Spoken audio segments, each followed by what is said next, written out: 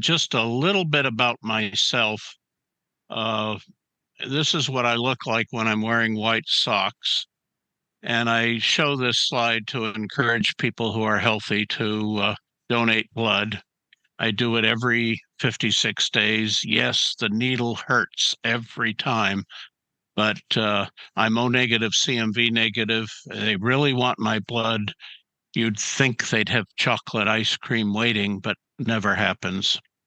And I've been very fortunate, and it's kind of related to what I'm going to talk about, cultural horizons. I've been very fortunate to be on the data management speaking circuit for the last 26 years, all over the country. Gives me a chance to see museums and someone else is paying the airfare, and 7 trips to London to lecture and 2 to Australia. So it has expanded my cultural horizon.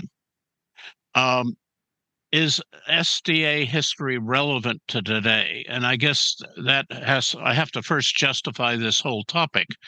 And the historical beliefs and values persist in some corners of Adventism, and particularly in the halls of the General Conference headquarters. Ellen White literalists should really understand the historical context of what she wrote.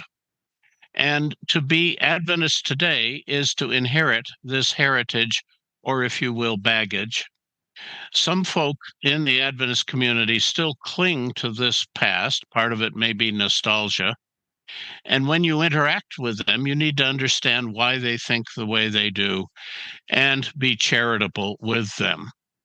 So I divide Adventist history into the tangible and the intangible.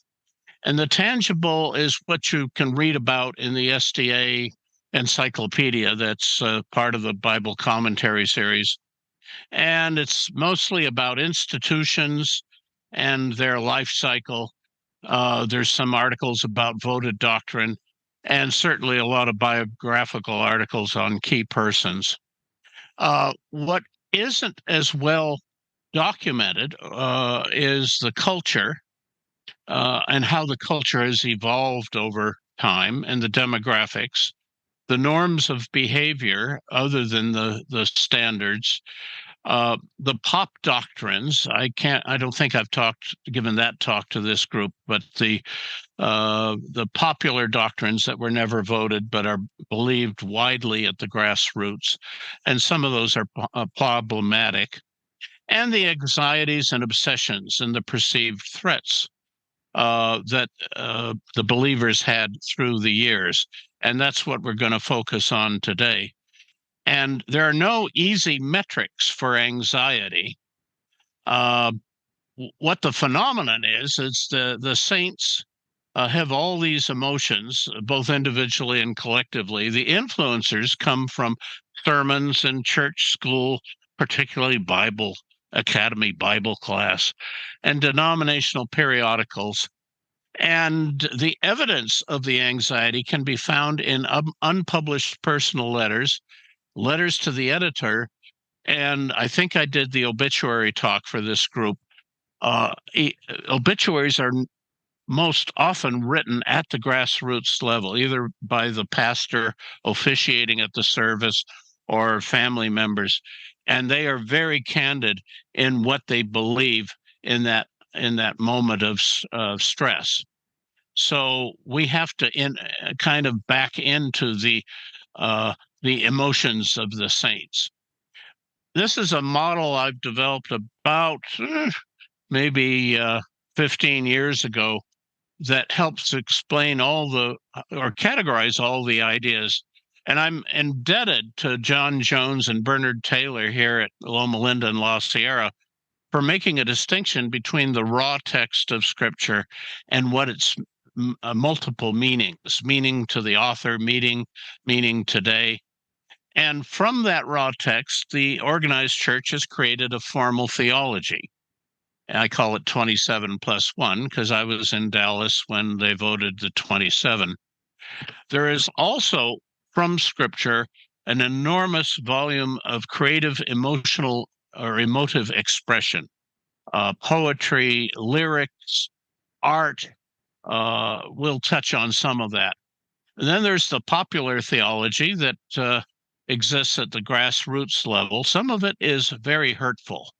And then there's the Midrash, and I call it's a Jewish term, but it's the creative cerebral expression of hundreds and thousands of ministers, authors, teachers, and there's a lot of it.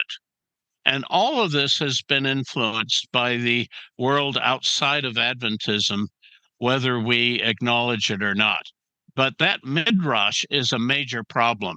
And to break it down, there's the provable statements about reality, about people, institutions, events, and in the material world. And so all this is subject to confirmation. But then there are the ideas that aren't provable, or some of my friends will say they're close to proving.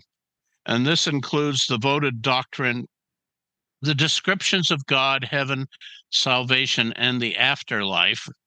Nobody took a camera up to heaven and brought us back a JPEG. There's a lot of speculation in the Midrash in Adventist writing, and there's religious and apocalyptic fiction as well as hagiography. So there's a tremendous volume. The hagiography is interesting. I was trying to find in the La Sierra Library a biography on William Landine, and I found Gertrude Hassler's biography, and somewhere in the middle is a dialogue that took place in a kitchen. And then was there a court reporter taking down that dialogue? And then Andrew Howe, chair of history, explained, no, that's hagiography. And we have it also in our heritage in the mission stories of Eric Hare. And wherever there's missing facts, it enables creative speculation. Sometimes that can be dangerous. So we have this enormous volume of midrash, including about 1.4 million pages of Adventist journals that are on the GC Archives website. And to go over that, you have to do some sampling. So when I sample some of the articles there, I can create some metrics, and I can see an evolution of beliefs and values and norms of behavior and tone and mood. And the mood is particularly hard to document. And sometimes you can get an aha or an insight into what's going on there. I can create some metric. For example, the obituaries in the Andrews University Library Index, the number of obituaries per 100,000 members has gone down steadily. That is a measure of community, and that's another topic, but that worries me. So discrete events can be aggregated to create metrics. Another one out of the General Conference statistical report is the number of baptisms per 100 members. And that has been steadily declining since the 1920s. There's a whole topic. We can spend an hour just on that. And I'm just going to tease you with the latest. I think I got this metric about 3 months ago. The annualized growth of North American Division membership. And for the past 12 years, the average trend is steadily downward. And many conferences are already shrinking in their membership. So the 2023 one-year growth for the North American division is a negative 0.54. I know that's being discussed at the General Conference, but I don't know if they understand what to do about it. And that's a whole topic. What else is missing in the blossoming of Adventist historical research, which is going on right now, and it's very exciting with Michael Campbell and Gil Valentine and a whole bunch of others. But what's missing is an economic and financial history of institutional Adventism, what workers earned, their employee benefits. When did they first get health coverage? I really haven't figured that out. the financial ratios of institutions and their solvency and how that changed over time, and where the tithe and offering went and how that changed over time. Uh, Time series analysis can be very valuable. So I would love to see someone tackle that, and several people have told me I should, but I'm not sure I have the time. Um, the data and information we have about history, the raw data, we have high confidence about. The derived data, that's quantifiable, and I've shown some examples of calculating trends and patterns of behavior, and even some correlations, such as the decline of obituaries. But then there's the derived information, and I make a distinction between data and information, and that's my professional area. Inferring the thoughts, the intent, the values, the fears, and their worldview. And I'm going to try to talk about that a little bit today. Perhaps in looking at all these articles, we can create a metric with a trend line. All the members are subject to messages from Adventist media. And there's good news that God loves you, the grace that salvation is secure. And then there's overwhelming bad news. Unconfessed sins will keep you, deny you salvation, the Sunday laws, the Vatican threats, all these things. And if I made the arrows proportional to the volume of messages, the bad news wins out every time. And so not only does the bad news win out, but it is reinforced by word of mouth, even before social media. And now with social media, bad news, who was it? Winston Churchill, lies circle the earth before truth has a time to put its pants on.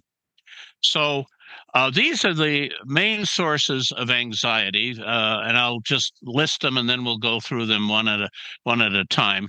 The Catholicism, the separation of church and state, the temperance, and the threat of non-temperance, Sunday laws, calendar reform, the labor movement, a unified world government. Those first, how many are there? 6? Oh, there's 7. Are external threats, and internal from the Adventist culture are anxiety about persecution and precarious salvation. And for the first 100 years, most Adventists did not have a liberal arts education. And so they were ignorant of things like macroeconomics and international politics and affairs. And at the end of this talk, I will explain why Adventist thought is very different from mainstream America. I think I want to skip this, except that Adventism does have some common characteristics and vulnerabilities to conspiracy theories. And we certainly saw that 4 years ago at the start of the pandemic, but I won't spend a lot of time on that. If I could quantify anxiety, I would graph it like this. This is just my intuitive chart. There's no data behind it, but the level of anxiety has gone down in much of Adventism, except for what I'll call the hyper-Orthodox congregations and media. And I think many of the people in the Zoom room today would describe yourselves as progressives, and we live in a bit of a bubble unless you spend time at your local rural church. So let me start with Catholicism and the power of the Vatican. And this has been a perceived threat for a long time. Here's a photo from the 1945 review in Herald. This is a famous cartoon. I don't know, I couldn't find it in the Adventist literature, but I think I saw it. But the original was from Harper's Weekly. And this is the threat of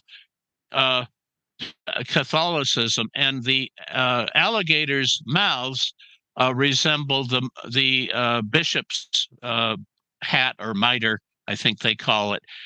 and the threat to innocent children here in the States, on the shore of the States. We were very much concerned about the deadly wound being healed. We derived that from our apocalyptic interpretation of Scripture. And I'm going to draw from a number of journals, but the Signs of the Times, which was edited and published out of Pacific Press on the West Coast, really went after this kind of stuff. The president, the Pope, and prophecy, the White House and Vatican are forging chains of spiritual bondage. And this theme and this anxiety was repeated several times a year. Here's a review article in 1944. Whereas Protestantism has been dominating the religious influence of the world during the past 2 centuries, Catholicism has now gained the ears of men in these Catholic times. Of course, this is during World War II. And men are beginning to feel the need for some cohesive force. That's an interesting human need that they perceive. And Roman Catholicism, with its worldwide ramifications and dogmatic beliefs, claims appears to be such a force.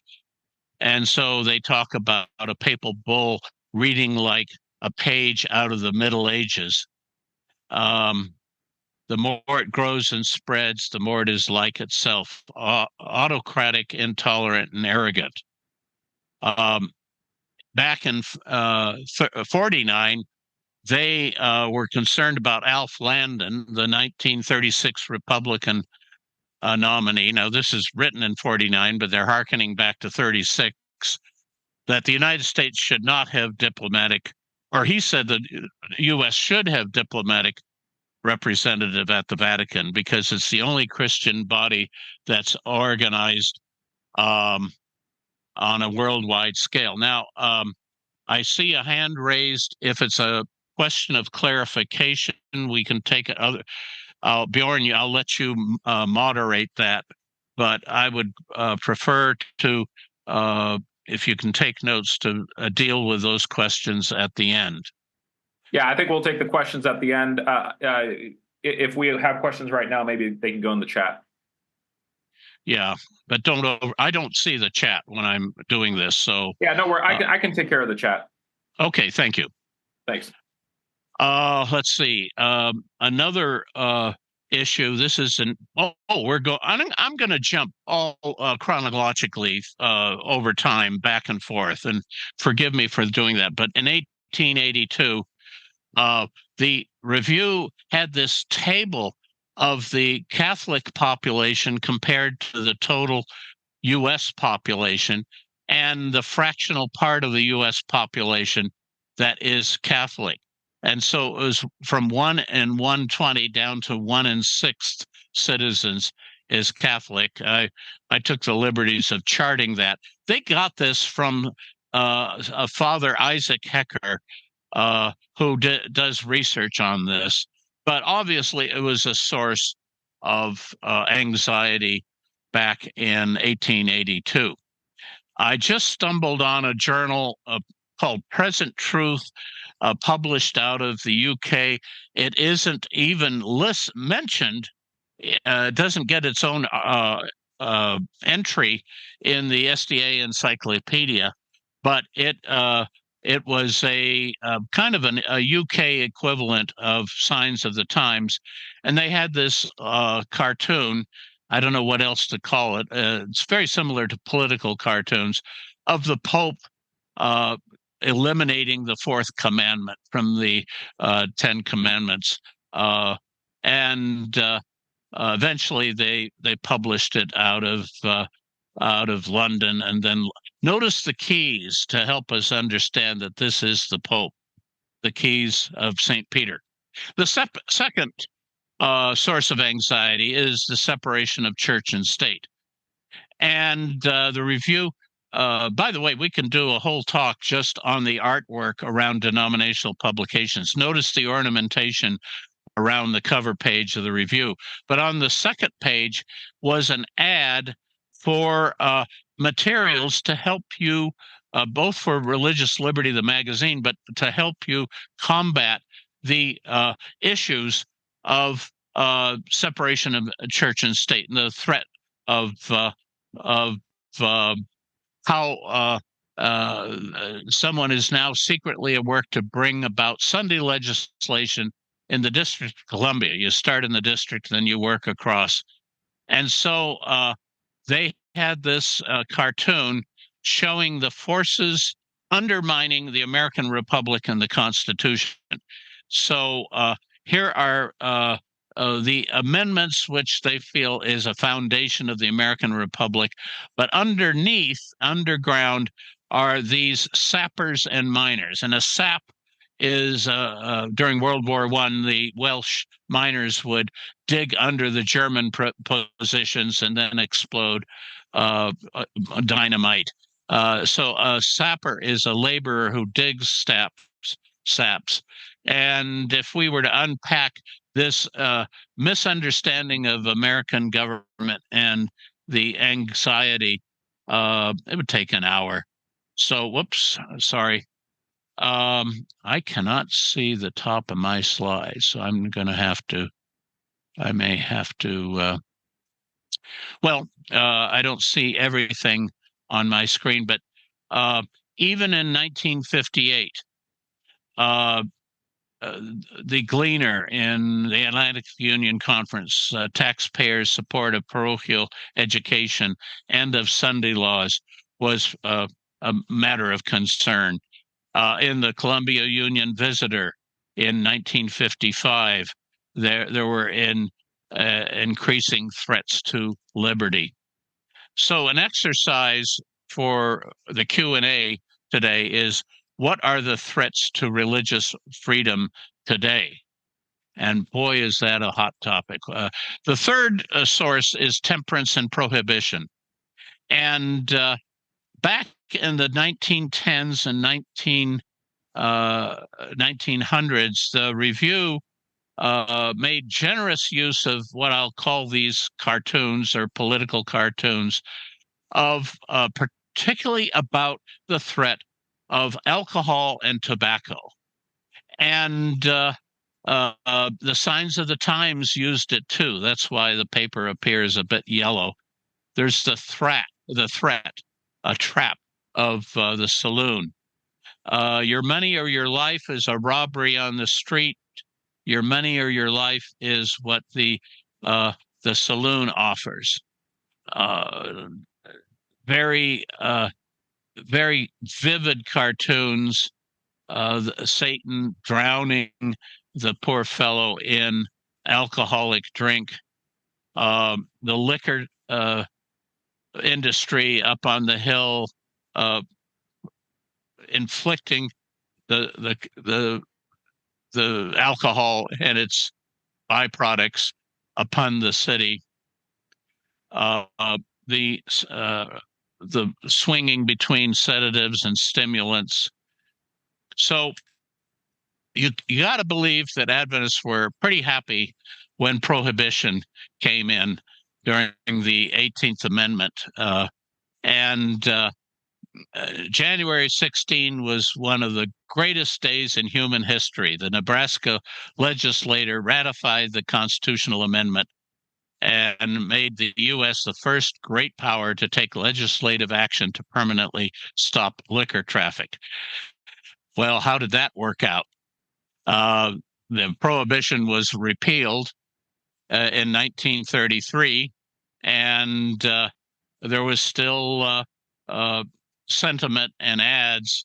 We can at least impose prohibition on our individual states. And so that, but there are all kinds of titles. We had a vigorous publication industry back then, and they had all these pamphlets. Has prohibition ruined farmers, or has it improved conditions? So those may be around somewhere in some file in some archive. there was discussion of the advertising of alcoholic beverages. So what was interesting, and I'm going to get in trouble for saying this, temperance was one of many social ills at the time. But we tended to ignore child labor, women's suffrage and rights, systemic racism, economic power and worker exploitation, and European powers' abuse of natives in colonies. The church was pretty silent about those issues, but we were very active in temperance, alcohol, and tobacco. Another one is Sunday laws, and the Sabbath was very important. The Sabbath was the major doctrine in the emergence of the Review and Herald in the Adventist Church. Both two issues: which day was the correct Sabbath, and then proper Sabbath behavior. And so any change in the calendar or any Sunday laws were always considered a crisis.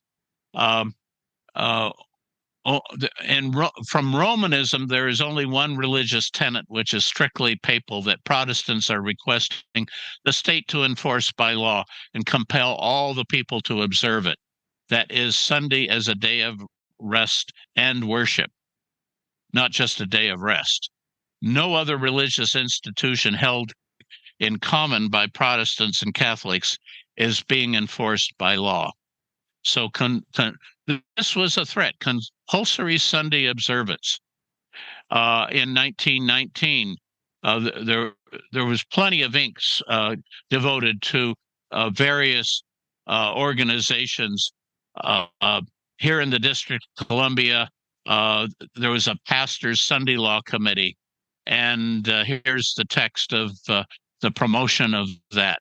Stand by us, for there is nothing that can hinder our success, because God is with us, and this is his work. Should have capitalized his. Does that sound familiar for other causes? And so this is the Adventist author commenting. Therefore, what the promoters of the Sunday Crusade really intend is to set up a man-made theocracy. Now, that's a bit of a leap. First in the district and then in the whole U.S., and to enforce Sunday observance, if not by plucking out men's beards, at least by the pains and penalties of civil law. Okay, Terry, no offense. Calendar reform. This is one cartoon. It was in the Signs of the Times, depicting the 7-day cycle was terribly important to Adventism, and as it was to the Jewish community. And so this cartoon depicts the attacks on that 7th-day cycle, particularly Saturday and Sabbath being the 7th day of the week. And so one great threat emerged in 1944, again during World War II, and that was calendar reform.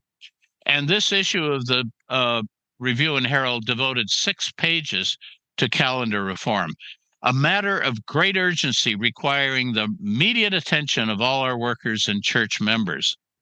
In every city, town, and countryside are men of influence who should be acquainted with the perils involved in a so-called world calendar. Now, this is an essay written by Carlisle B. Haynes, approved by the General Conference Committee, and he was a particular militant in this. And I've got to hand it to Carlisle B. Haynes. He was I guess you could call him God's Rottweiler. He was a very aggressive writer and speaker, particularly about the importance of the Sabbath, but he also was very anxious about one world government. But I've got to hand it to him.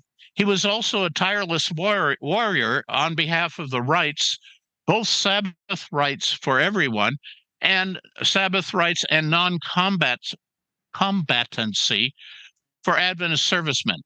So when I went into the Army, I benefited from his years of lobbying because I declared Seventh-day Adventist, was pretty much guaranteed to have Sabbath off during basic and advanced individual training.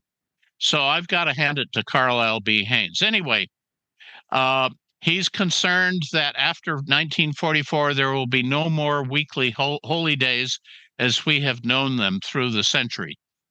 And in 1949, Saturday, the seventh day, under this arrangement would be called Sunday, and then it all gets very complicated. All can see, therefore, that our fight, which we were beginning to feel was almost won, is not yet over. And he sees a danger in the anti-religious project is still acute. In 49, Frank Yost wrote, the word that the world calendar plan of calendar revision has been placed on the provisional agenda for the next meeting of the United Nations Assembly. Bad news for Adventists. Well, and so write letters to your Secretary of State. He's encouraging the members. Here's another article, and this is something I saw in surveying Adventist journals, is a GC man will write an article and it'll pop up in all the union papers too. So here's in the Pacific Union Recorder, Carlisle B. Haynes, coming moves of calendar revision. And then it's described as a Sabbath-destroying calendar. And even the SDA Encyclopedia devotes 5 pages to the threat of calendar reform. And so poor Carlisle passed away in 1958. But today, the Gregorian calendar is used by most of the world. It is an ISO 8601 international standard. There is a heavy investment in the existing calendar, and it is embedded in Microsoft Windows and Office operating system and software. So I don't think that that calendar is going anywhere. The labor movement was a threat. And there were 3 major events in the labor relations in the United States. One was the Triangle Shirtwaist Factory fire, which resulted in federal work safety standards. And here the people are walking by the open coffins of some of the victims of that fire.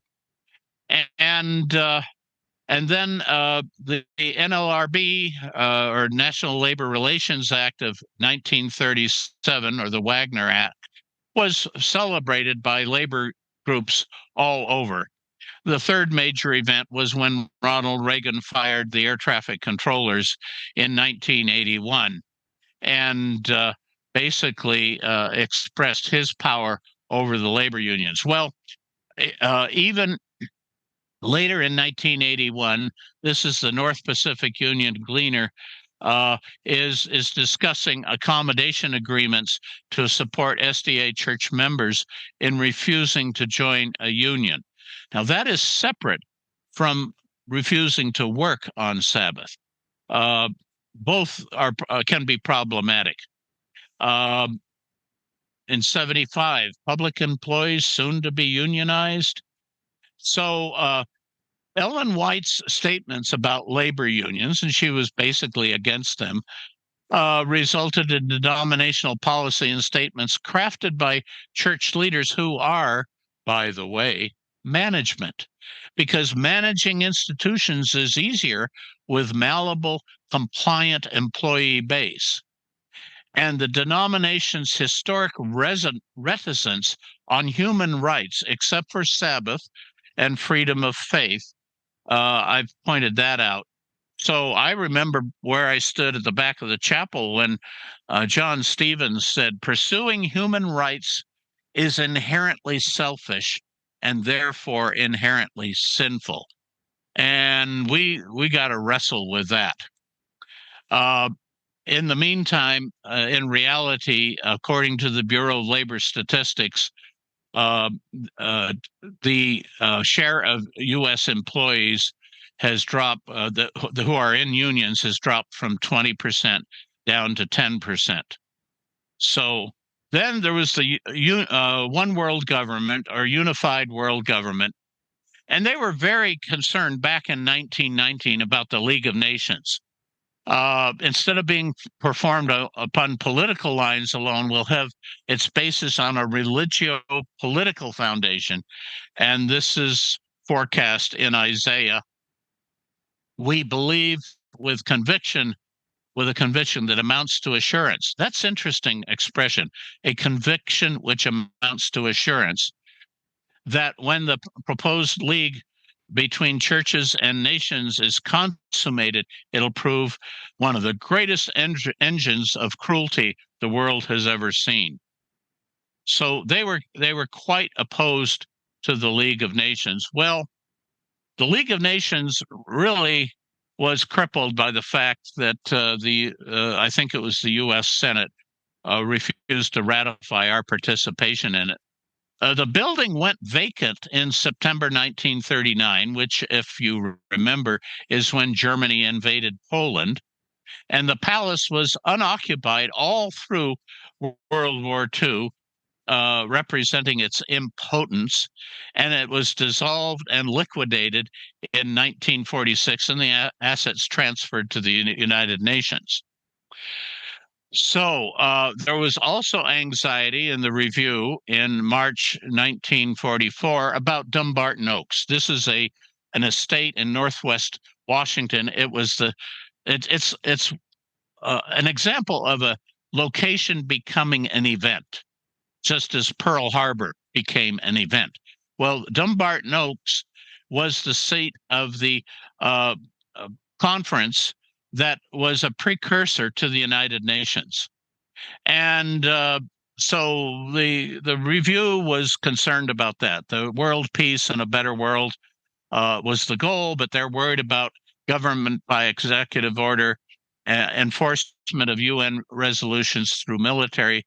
The Vatican thinks it should be at the table, and they somehow that's related to the Catholics wanting to join with Protestants. So um, we see a lot of anxiety over international alliances, and uh, more recently, the European Union was seen by some Adventists as a threat.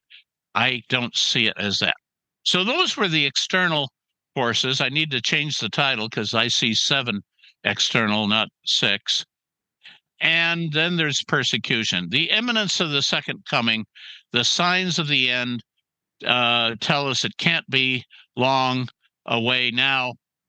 So we need to finish the work. And we have all these synonyms for the end of time or the close of probation or the approaching storm.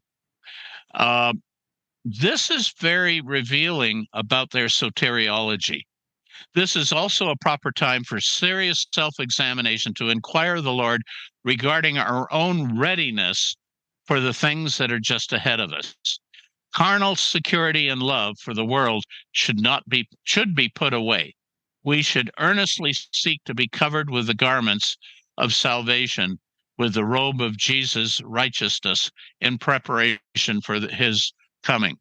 Now they jump from tangible to metaphor in this statement, and that is sometimes confusing, but the message is salvation is difficult.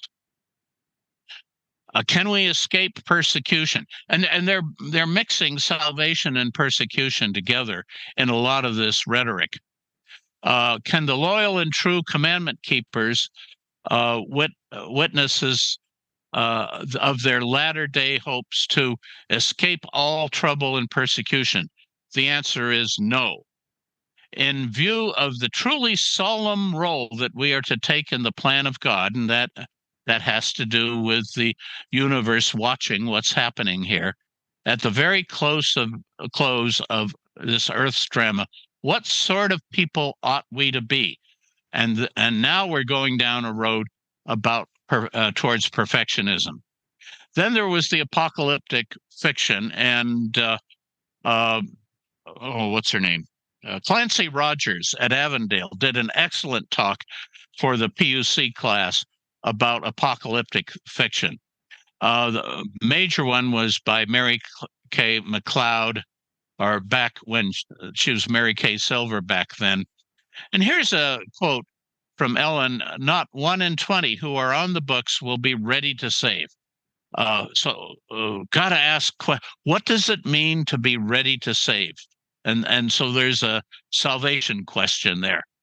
And in Southern California, and maybe in other parts of the country, there were Friday night vespers where they had a mock trial, and Adventist Academy students had to give a defense of their faith. Here, Review and Herald published another apocalyptic fiction. Fleeing to the mountains, being hunted down just before the protagonist's death, we see the second coming. One minister friend in San Luis Obispo describes this as hysteria in print. And some see it as driving youth from the church, yet it is republished. Perhaps some readers want to be frightened. So that issue, are you ready to be saved? We could spend a whole hour on. I've talked about the mock trials. Can you defend your faith in the time of trouble? And then there are other signs of the end, such as this article in the Review in 1977 by Howard Burbank that plots the number of earthquakes as rapidly increasing.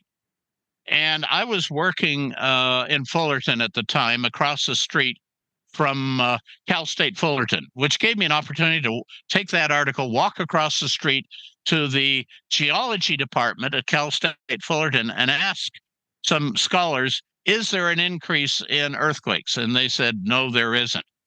Well, at the end of the article, there's this disclaimer that it should be remembered that the invention of the seismograph and ever-increasing distribution of instruments it basically is going to contribute to that metric going up. So I think this is blatant misrepresentation of reality, and it appeared in the Review.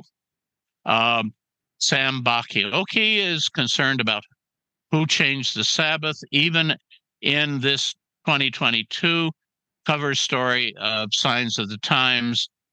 Changing the Sabbath is still a great concern. My mother and I were attending the Sanitarium Church in Stoneham on a New Year's Day. We had been up in Maine to bury my father at the family plot in the cemetery. And we were in this church listening to the New Year's sermon by the minister, who said, this may be the year they take our children away from us for keeping the Sabbath. So within Adventism, there are a large variety, a large distribution of views about the imminence and the threat of last day events in the second coming. Again, another intuitive chart. I would think that after World War II, Adventism, or many Adventists, became less sensing the imminence of the second coming. It's still prevalent in Orthodox Adventists, but we may not see that. I did a Google search on the expression, in quotes, flee to the mountains. And this is what came up. You will recognize that as from the finale of the film Sound of Music. And I have had a cousin in Rhode Island who interpreted every untoward event, such as September 11, as another sign of the end. It can't be long now. And the Southern Tidings addressed it in their January issue. And there was this speculation by Don Schneider, president of North American Division. I imagine that upon seeing our anguish, the angels in heaven once again urged Jesus to come and put an end to this chaotic world. Let's return to earth and get the faithful right now. But if we wait another day, maybe someone else will choose eternal life. And just the thought of being able to save another person uh, uh, is justification for delaying the second coming. That would take an hour to unpack. That's implied soteriology. So we have the premise of the immediate or soon coming of Jesus. The world must be warned. If sinners will not be saved, then what does that say about the character of God? So we have to warn the world, or these sinners will be lost. Sin is incorrect behavior. Keeping the wrong day as a Sabbath or breaking the Sabbath is a sin. So we as a church have created strict rules about behavior, dress, diet, and Sabbath keeping. And this has been promulgated very effectively in the Adventist education system. Now, along with that fear of persecution is the concern about salvation. And this one strikes close to home. In the fourth issue of the Youth Instructor in 1853 is a letter to the editor by a 16-year-old a girl named Jeanette Preston. And she is saying she hopes she feels it important to be living very near the Lord and to never displease him again. I mean to strive to keep all the commandments of God so that I may be accepted of him at his appearing and enter through the gates into the city and be ever in the presence of Jesus and the lovely angels. She was 16 years old. She lived in Camden, New York. I learned about 4 years ago that her parents were hosts to James and Ellen White many times as they passed through on their travels. That Jeanette Preston was my great great grandmother. And this is the only photo I just found 8 weeks ago in a box of her and her husband, Henry Satterley. So this is part of my genetic as well as cultural heritage. This is back to 1944. Boy, a lot of stuff coming out of that year. Someday, every believer in the third angel's message will have to meet such an issue as this. He will have to take his stand in the last great conflict, whether he will be obedient to the truth of God or yield to popular demands. The choice we make then will determine our destiny. Again, salvation is precarious and unsure. Ellen White has a title here, Prepare to Meet Thy God. And so how do we see the judgment, the investigative judgment? And here is where artists give us impressions that can be more memorable than any didactic text. Here is one depiction of the judgment, and the sinner is standing before the bench, and that is Christ atop there as judge with the angels in the bleachers. Now, that compares with another visual expression of the judgment where the sinner is standing there quite nervous, and the Ten Commandments are there in the background, and Christ is pleading, and Christ's outstretched arms form a shadow of a cross, and I'm not sure what the rainbow represents. Two very different views of judgment. Back to the Youth Instructor in 1944, there's this illustration of the second coming. A lot of joyful people, but in the foreground, some people that are not happy to see the second coming. The dread in this face. I think the artist it was very effective. R.M. Eldridge, I think he was in the Review and Herald shop. These images often are more influential than prose. So we have the imminence of the second coming, a concept that God who demands strict obedience and perfection, and the notion that one unconfessed sin can prevent salvation.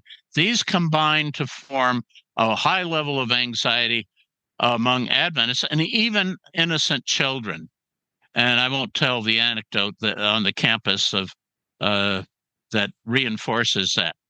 So, so many Adventists are fearing the second coming. Um, why are we so anxious, and why do we interpret things so poorly? And I'm looking at the clock here. Um, we exist in a bubble, in cultural isolation, with a limited cognitive horizon, and that creates a vulnerability to odd theories, particularly to conspiracy theories. And um, you got to look at the origin of Adventism, both geographic and culturally. A lot of the Adventism grew out of New England and Upper New York State, and just the birthplaces of so many of the movers and shakers of Adventism were all in a narrow area. And if you look at the expansion of Adventism and oriented around the publication of the Review and Herald. In 1844, it was primarily a New England phenomenon. In 1851, the Review moved to Rochester, New York, and that became a centroid of Adventism. In 1856, it moved to Battle Creek, and Michigan became a centroid of Adventism, and then it kind of extended to the west, including Iowa.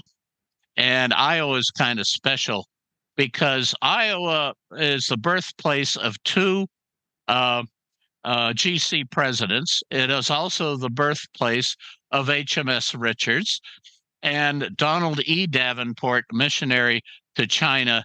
And I could say more about Stewart, Iowa, but I don't have time. So Adventism was basically a rural phenomenon. A lot of believers, or as they call themselves, Sabbath keepers, geographically scattered in small rural places. Travel was difficult and expensive.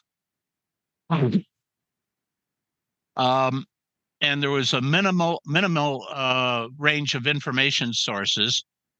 And so the Adventist journals that they did receive got a lot of attention. And the Review and Herald reprinted a lot of secular news sources, and that was helpful. So Adventist journals had little competition for eyeballs. So the way the editors saw the world was the way the readers saw the world. That was their cognitive horizon, their awareness of understanding of government, of foreign countries, of advancing technology, their awareness of different faiths and cultures. And that's another 1 hour topic. I'm teasing you here. So um, the I'm repeating myself in a lot of this stuff. But back then, up until 1880s, 1890s, I was particularly impressed with the transparency in reporting of finances and the detail of colporteur sales and listing the names of donors. I saw my great great great grandfather numerous times in the pages of the Review, giving $1 or $2 to keep the Review going. That contrasts with another culture in America that we can't ignore. And I will capsulize it by talking about the Ivy League and this network of universities and higher education whose graduates were very influential, not only in American industry, American politics, but American foreign policy. Okay. And so this is a network of higher education and a culture. It even extended back to the prep schools, the ones I'm familiar with, Exeter, Groton, and Choate. Groton, particularly, Endicott Peabody, the Episcopalian minister who was the headmaster at Groton for so long and was an influence on FDR. And If we just look at some of the Groton School alumni, these were movers and shakers in American government and American industry. You will recognize some of those names. Very high achievers. I'm going to skip this guy. Doesn't get much press, but he was very influential in the Manhattan Project and getting the bomb, which cut World War II short. He came out of that culture. So rural Adventism, a bunch of farmers, shopkeepers, day laborers, and manual workers, uh, were very distant from the Ivy League elite in America, the Morgenthals and the Dulleses and the Kennedys. Large cultural differences. So, what from the elite there was wealth and connection. Now, I would grant that Loma Linda, we have our own elite and our own dynasties here, but um, the wealth and connection yield more education, international travel, and exposure to culture and exposure to ideas. And with that comes an understanding of economics, the complexities of finance and banking systems, of international affairs, and institutional governance. And this is an advantage they had over Adventists, rural Adventists that were largely uneducated. In government, such expertise now is known as the deep state to some commentators. So, this cultural isolation of Adventism and inhibitions due to our faith based behavioral constraints, we can't go to the high school football game on Friday night, isolated us from an understanding of the world. So, now the Ivy League elite kind of overlapped with the Jewish elite in the American culture, but these people understood how the world operated, and most Adventists did not, and that made Adventists vulnerable to conspiracy theories. How do Adventists deal with low self-esteem, which I think is rampant? They cling to stories of Adventists who break out of the cultural bubble and have career achievements beyond Adventism. So, in the old days, and I'm just about done, members spent money, they subscribed to journals and bought books, and that was their view of the world very early on.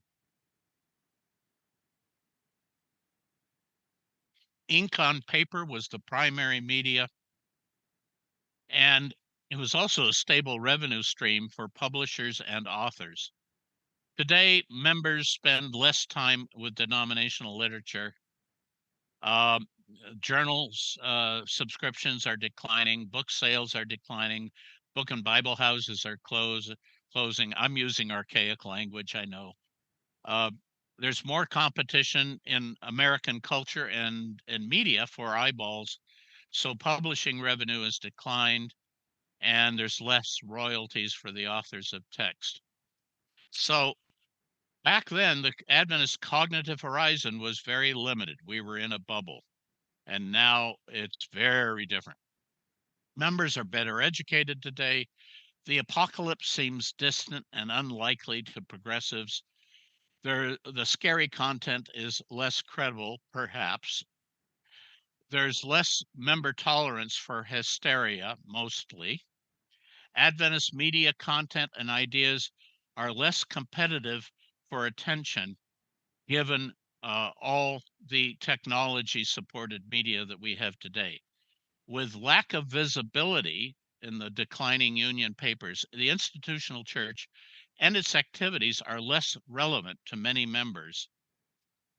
After World War II, the local congregation is now the focus of loyalty, attention, and money. And institutions, particularly Adventist education, suffer.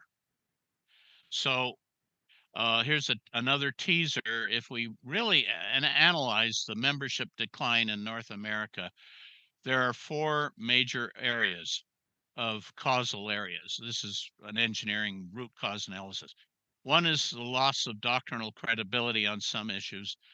One is social policy, the treatment of women and discomforting minorities, the loss of sense of community, and that's a whole hour discussion.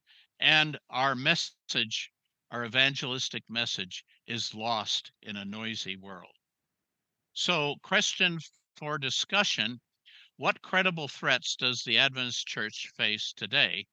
And that is where I'm going to stop share and start the chaos.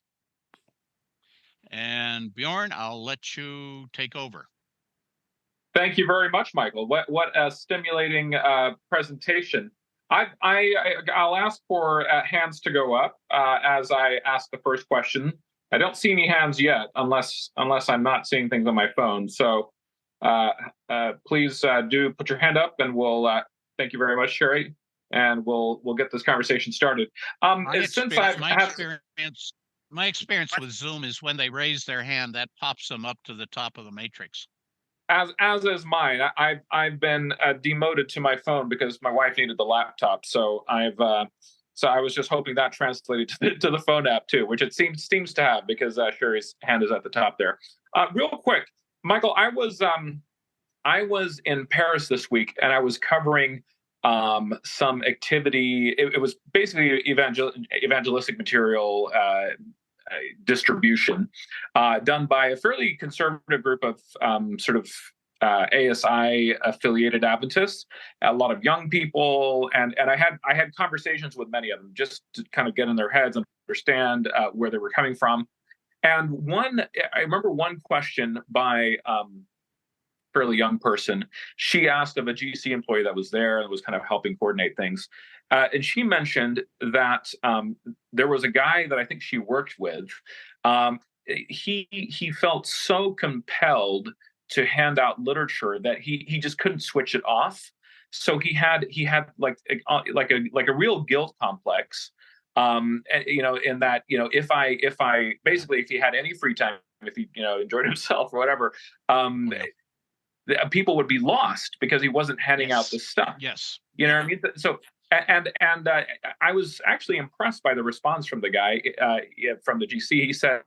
He said, well, he spoke about spiritual OCD, and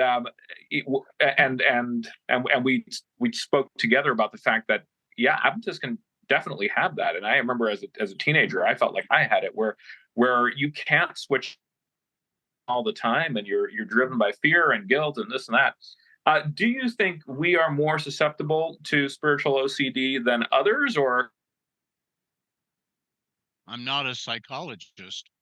I think so. That fear of someone being lost because we didn't do enough. That's in the DNA. That's in the DNA, and that is connected, I think, that we will be lost if we didn't do enough. Guilt. Mm-hmm. And so all these issues are kind of interrelated. That the fear of losing salvation and the importance of converting your neighbors, they're all connected. Exactly. Okay, you're pixelating. Bjorn, you're pixelating, so your connection is kind of.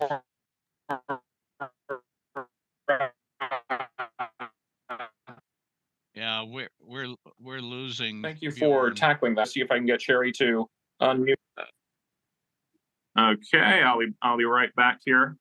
Go ahead, Sherry. Let's see here.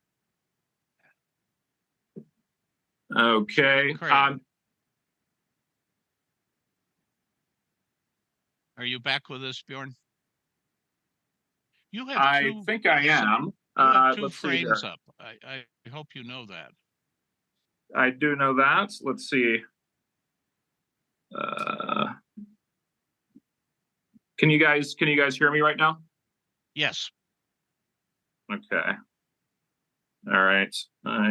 think I'll have this fixed in a second. Sorry about this, guys. It's better than isolation in our little churches. Yeah, tell me about it. Okay, I am trying to unmute Sherry. And I'm unmuted. You're unmuted. Okay, Sherry, sorry. Go for your question, and I'll sort this other stuff out in the meantime. Thank you. Oh, okay. Well, I don't really have a question. I just want to say how much this presentation has helped me to understand my mother. I'm old. I'm 75, and I've been going through things and trying to get rid of some things.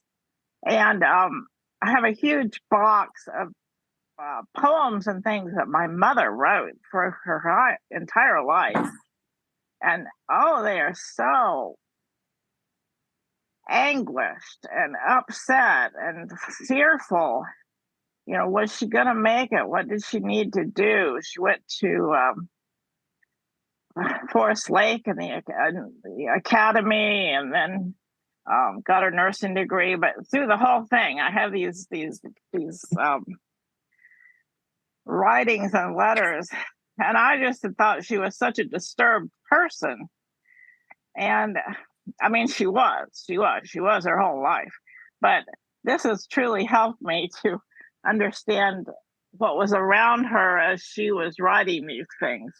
So I want to say thank you so much. That's helped me understand where she was coming from and where I came from. Yeah. Thank you for your comment. I put a lot of work into these slides, and it's kind of nice to know that they're helpful. Yes, very helpful. Thank you very much. I'm back on here, and I hope you guys can hear me okay. Very good. Okay. Excellent. A little bit of echo, so someone has something turned on, but can we go with Ed? Ed, please proceed. I think we've had you on mute here. Michael, it was a very impressive presentation. Your volume is not working, Ed. If you could turn that. Well, I hear an echo on Ed's voice. So you may have more. You're not muted according to Zoom, so it's something else. Try it again, Ed. Can you hear me now? Yep, we can hear you now. But I'm hearing an echo. Go for it, Ed, and we'll see if the echo persists. All right.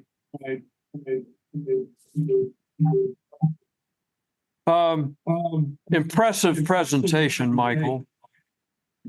Thank you very much. I have some understanding of how much work went into doing the research and finding the graphics and the old articles and everything. That was very well done. Your last slide asked about what present threats might be. Personally, I think one of the greatest threats, if not the greatest threats to us, is not external, it's internal. And I feel like it is our inflexibility. We are stuck in some time warp. We're stuck in a belief warp. We're stuck in an evangelism warp. We are, and that too probably comes out of fear. We're fearful to adjust our old beliefs because we may get it wrong. We're fearful of doing something in evangelism because this is what we've always done. It's the right way to do things.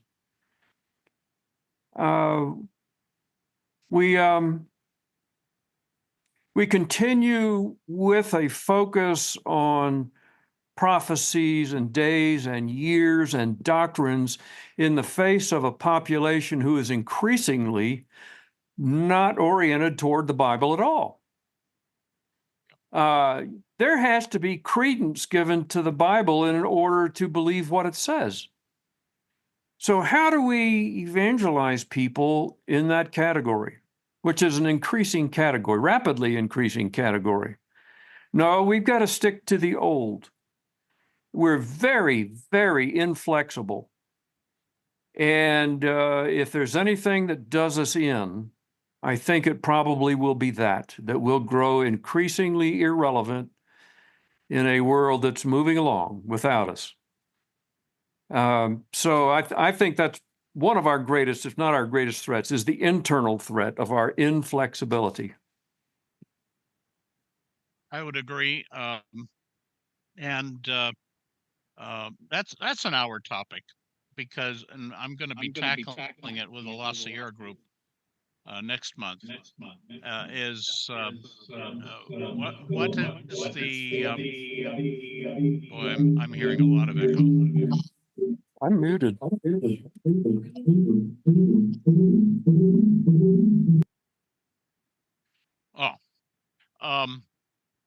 that solved it. Nostalgia is a big factor.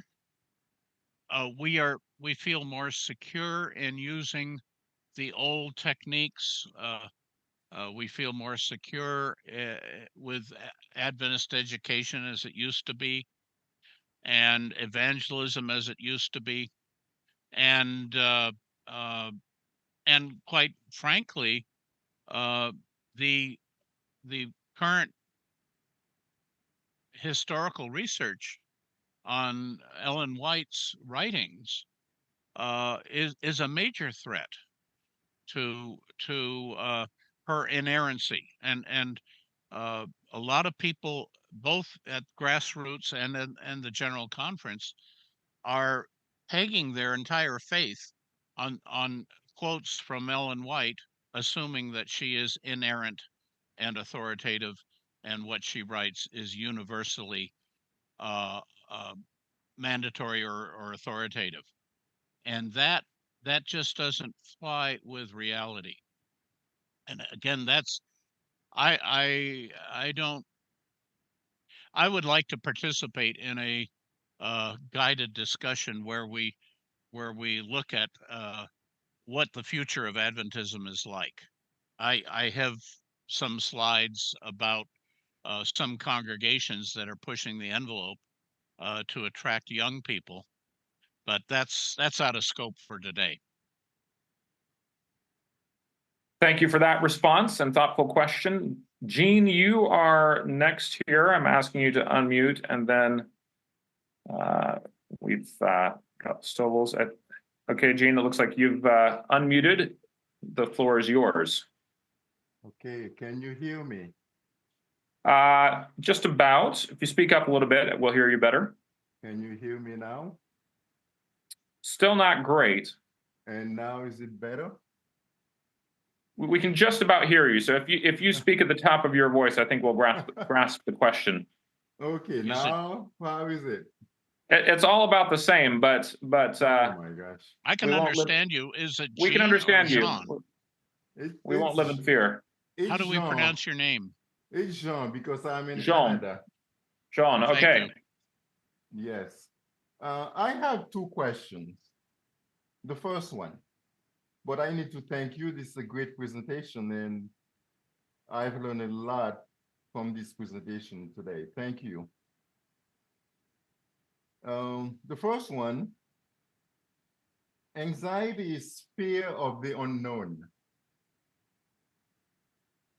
But since Seventh-day Adventists claim to have more light, more knowledge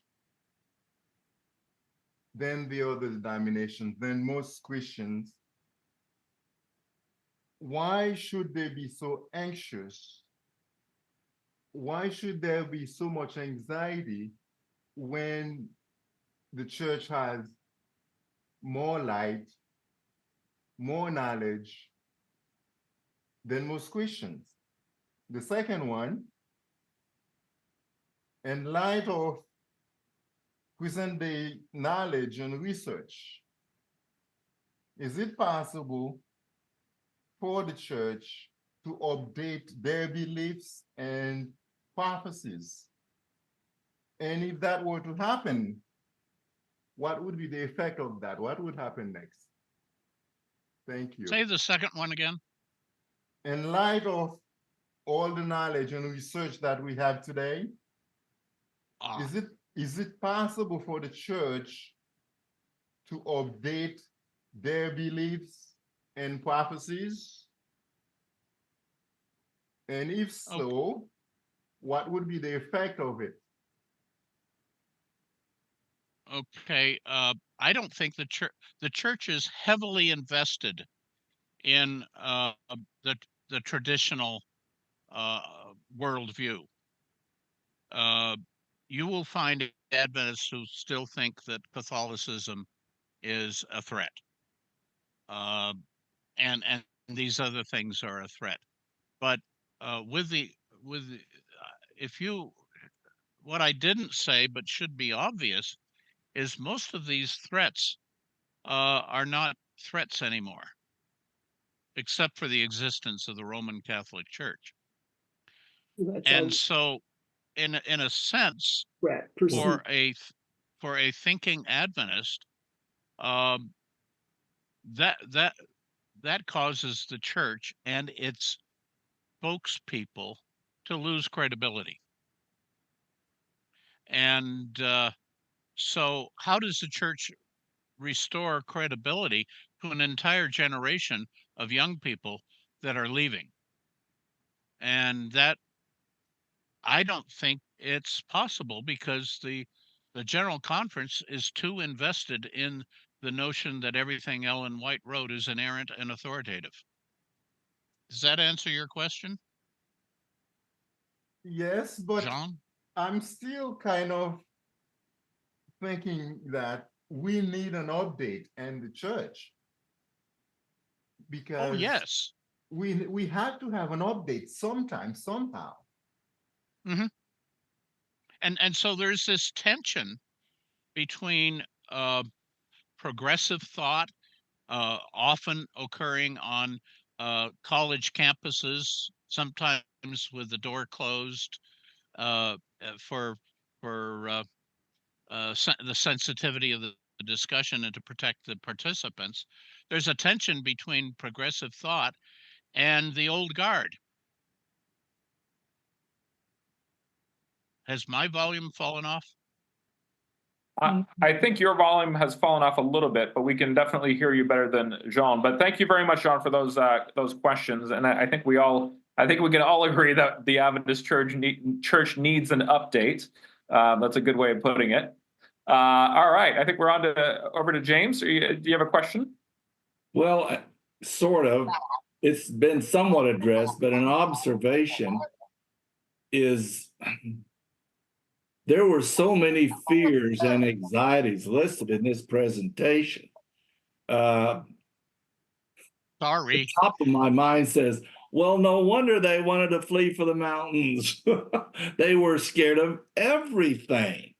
The shadows. I mean, We're scared of why would a things. person join a religious organization like that was the question. But then when you talked about their access to reality or real life outside their small groups or rural settings and what was available to them, it became more understandable. So like one person said, I now understand better, what my parents went through. And of course, my mother now, she's totally changed from all that. The fear is gone from her life about all this. She's 102 now, but it's frustrating that we see an organization that is still actively seeking to keep fear alive. One only has to look through the periodicals, and whatever is presented is that constant circle the wagons. They're coming after you.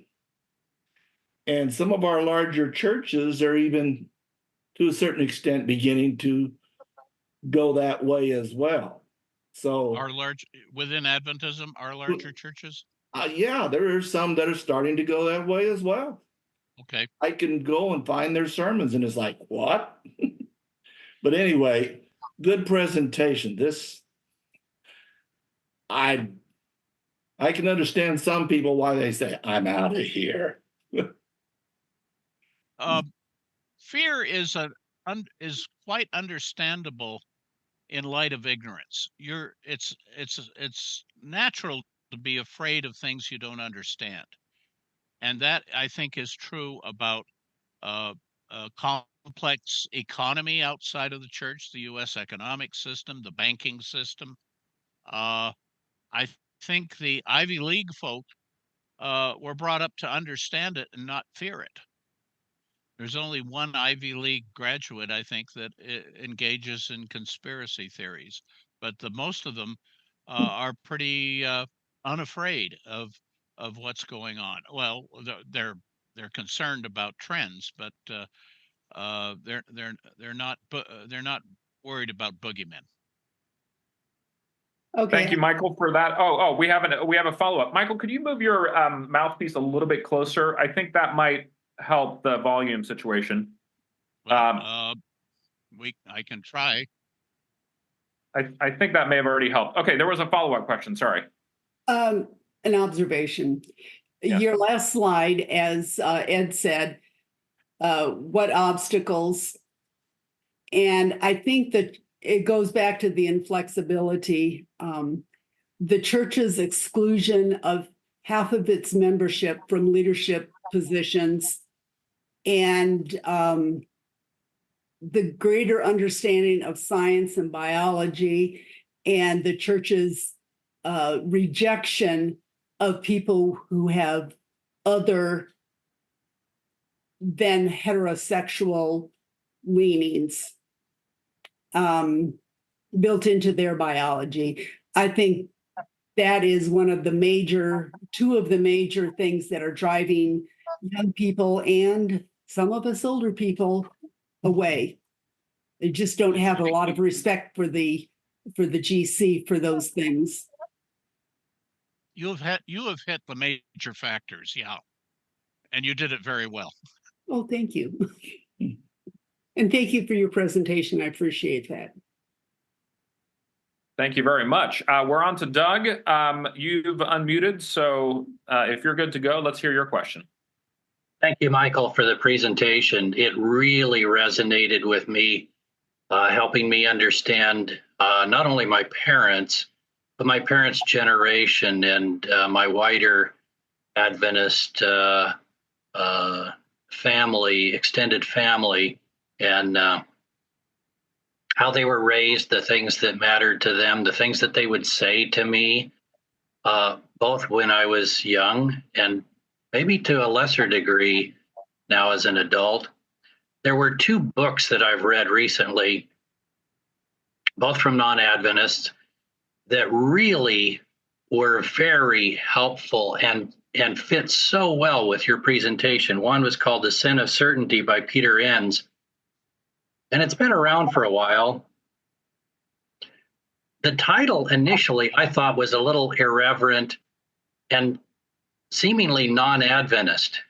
And after I read the book, I realized we are, as Adventists, completely into certainty, and it's the anxiety of our uncertainty that drives our anxiety.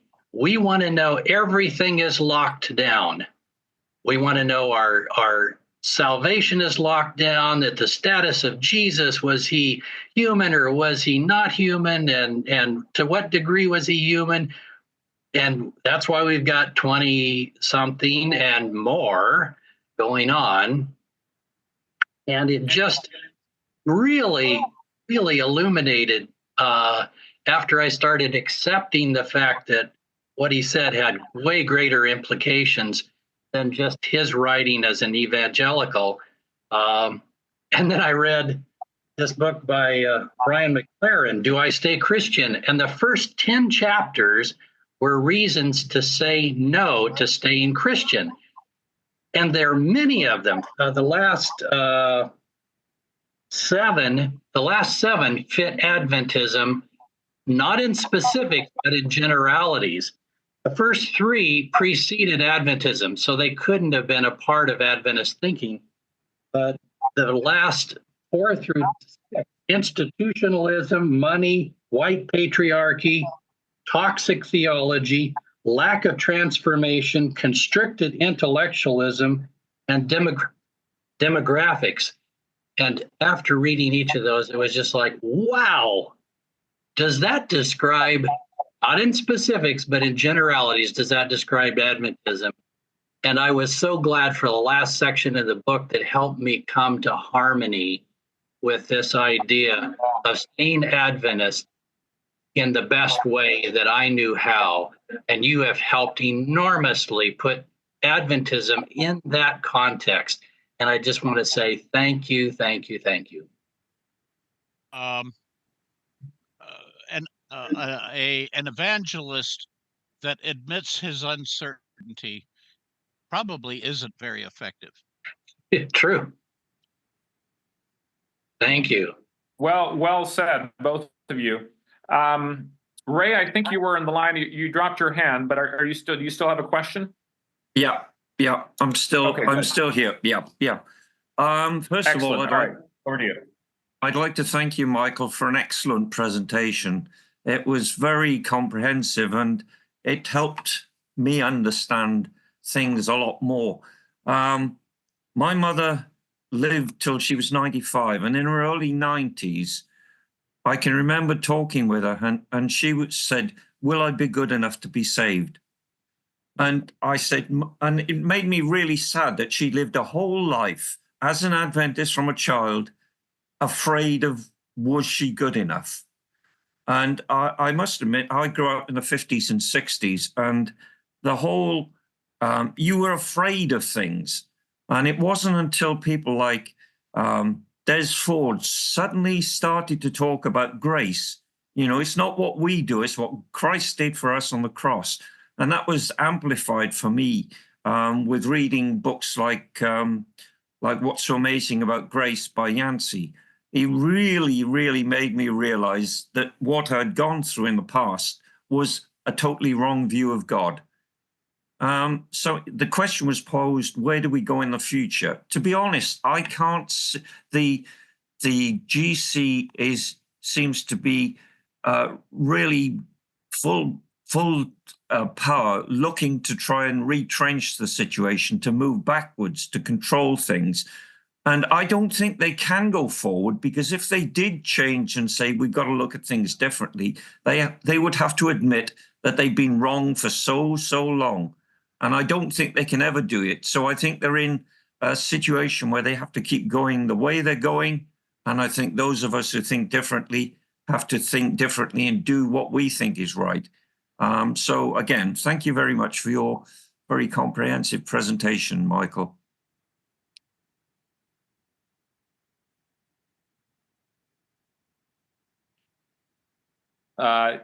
Michael, I hope you heard that very appreciative comment. I'm there. I couldn't say. I just agree.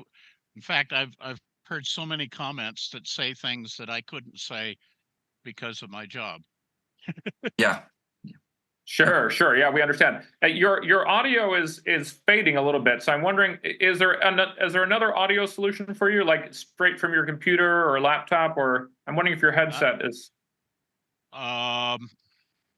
We can hear you. If it's going to take a lot to switch it around, don't worry about it. But if you have another option, that is great. I'm wearing the headset. I wish some other people would wear headsets, because it's much more effective than the microphone on the chassis of the laptop. Got it. Okay. Well, we can work with it. And thank you, Sonia and Linda, for raising your hands. I'll invite all of us to air our collective Adventist anxieties by raising our hands. We clearly, from this presentation, there's no lack of them. So over to Sonia for your question. This is a support group. Thank you so much for your presentation. I just wanted to kind of tell a story, if that's okay. My mother-in-law, toward the end of her life, had some mental issues. She was hospitalized, and I used to go visit her, and she would tell me not to come, very anxious, saying that the Catholics were there and that they're coming to get us. And it made me feel really sad that she was that afraid that even in that stage, she would hear a scream from some of the other patients and she'd think, the Catholics are here, the Catholics are here. That is so sad to have a whole denomination with people that are that afraid. I just wanted to share that, I understand. I have a longtime friend that I've known for many, many years, who was telling me about a caregiver that came in to help care for her husband before he died, and she told me the the caregiver is Catholic, but she's very nice. Yeah. And, her husband had health issues some 20 years before that, 20, 30 years, and had some results of his illness that were permanent. And she blamed the Catholics because he was in the Catholic hospital. That sounds like paranoia. Yeah. Yes. Well, thank you. That's all. Thank you, Sonia. Thank you very much. I wonder if Adventists get blamed. We have enough hospitals to have a lot of blame cast on our denomination for things. Linda, I've asked you to unmute. You've yes, thank you. You've unmuted, so you are next in line here. Thank you, Michael, for your presentation. I especially like what you said about the inflexibility. And with more being studied now about mental illness and, not necessarily about schizophrenia and that, but just the anxiety that even the average church member may go through week by week or whatever with the pandemic or with job situation or even with other situations. I've been wounded in my life because there's a hierarchy in this church that will say, you get to speak, but you don't get to speak. You get to, this is the way we're going to run things. But I see in Jesus where he was interrupted. He was on his way to do something, like I think he was on his way to heal the little girl. And then the woman with the issue of blood, he was sidetracked with her. And then he was sidetracked another way. The Canaanite woman who wasn't even an Israelite. But I've been wounded because sometimes, because I come out of a horrible childhood, horrible adulthood with alcohol and drug addiction, and thank God I'm free, a horrible addiction to other things. And I found so much inflexibility. You can go to church, and if you smile and you sit down on the back row and you act like you got common sense, you will be accepted. But if you come and say, please help me, I'm experiencing this today. I used to have bad panic attacks. I haven't had them in maybe 15, 20 years. You are seen as something, and this is one thing the church has to get to where they can deal with interruptions. Thank you so much. Yeah, your story about Christ. Christ is the gold standard for empathy, and that we ought to emulate Christ's demonstration of empathy.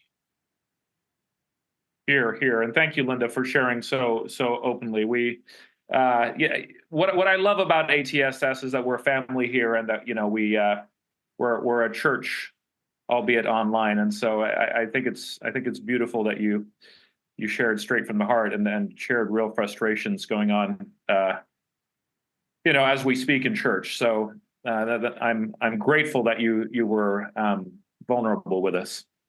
Linda, you're next. Well, thank you. Michael and I have known each other for the better part of 50 years, I guess, Michael. And so numbers that large. And so I can say this, I'm glad you received accolades from others because I found your presentation really depressing. Mm-hmm. I mean, what you have basically told us is that for the nearly, 185 or close to 200 years that our denomination has existed, our collective psyche has exclusively and only been concerned about things that really just don't matter at all. Because we don't understand grace. And that's it. And that's exactly it. There's nothing in that list about anything that has to do with relationship to Jesus, and therefore how that affects our relationship to others, our interest in social justice and addressing issues for marginalized populations. I mean, I remember sitting when I was a member of the Loma University Church, and they wanted to buy a new organ. And it's an impressive facility, and I have no doubt that there was a good reason for this desire. But I remember, and it wasn't Bill Lovelace then, it was somebody else who said, well, this organ costs a lot of money, and we know they're having this terrible famine over someplace, but we're always going to have famine, and we just really need this organ. And so it's that sort of thing. We have, and the things, it's embarrassing to think about when you look at your list, all those things that we've been psyched up about collectively. It's just a terrible tragedy. I mean, that's even worse than the anti-intellectualism associated with it, quite honestly. So a lot of food for thought. And I would reflect whoever it was that said, it seems like it sounds like I always say about my golf game that my capacity for adaptation is zero. I have one swing and that's the only thing I can do. And I think that the General Conference in general, that their capacity for adaptation, I think we could not unfairly describe as zero. Yeah. The allocation of resources, the trade-off between feeding the hungry and building a pipe organ has troubled me for a long time. And I would love to moderate a discussion where we tackle those kinds of questions. We'd have to structure it a little bit, maybe 10 minutes of introduction. I understand that I'm getting weaker, and I'm not sure how to remedy that. So well, think of this: if we had historically only spent our denominational dollars on education and healthcare, as opposed to evangelism, think about how different things might be today. Anyway, thanks, Michael. It's good to see you. Thank you very much, Linda, and thank you, Michael. I hope no one's running a pipe organ fundraiser today, because this conversation would have crashed that. I'm not sure who was next in line, whether it was Art or Emmanuel, but according to my screen, it's Emmanuel, so I've asked him to unmute. Art, if you'll, thank you for being patient in case I got that wrong. Emmanuel, have at it. Michael, I enjoy your presentation. And I am going to ask you, please, to put your MD hat and look at the patient, and you know exactly what is wrong with the patient. How can you tell the parent of the patient, I am sorry, I cannot heal you? First of all, I am on the Loma Linda campus, but I'm not a physician. And I hope nobody got that impression. No, I know. I asked you to switch from the M.B.A. to M.D. Oh, okay. Sometimes the accountant can't find a solution or a cure. But I'll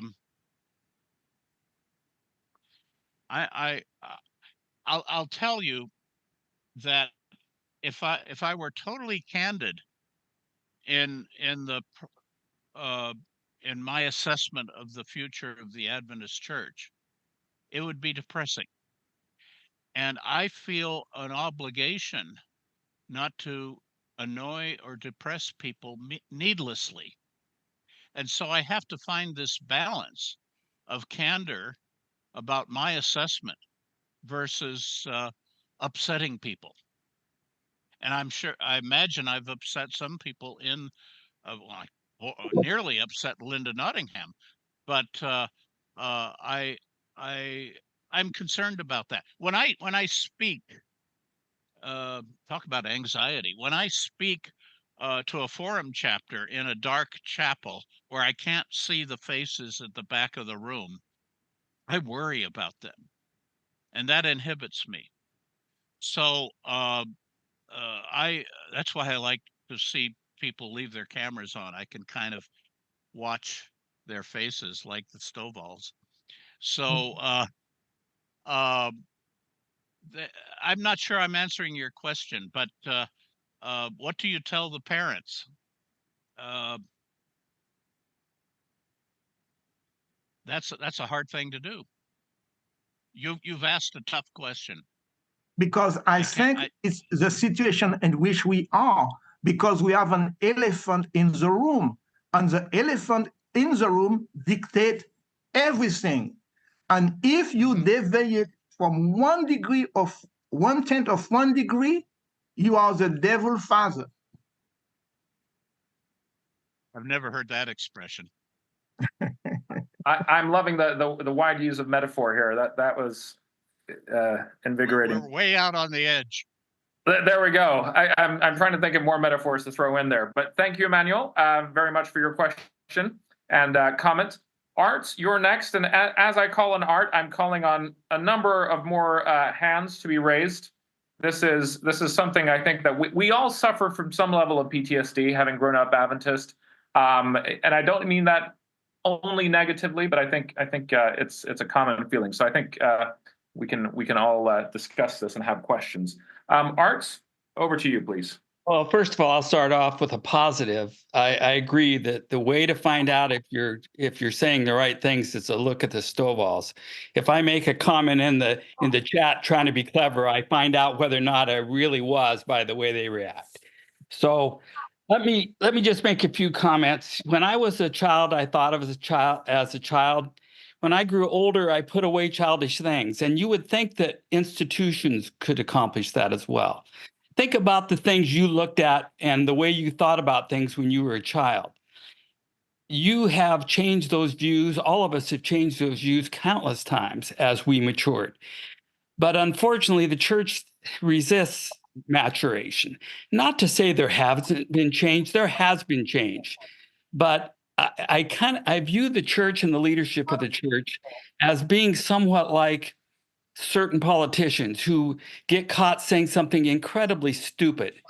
And the next day, when they're given a chance to walk it back, they double down instead. We've seen that a lot. Yes, and that's what I feel like I've seen the church do countless times when it's had opportunities to progress, opportunities to make some changes without necessarily even repudiating the past, but saying, look, we've matured and we see things a little more clearly. We see things a little differently now. The church has always made a claim that it is in a constant quest for truth and looking to learn new truth.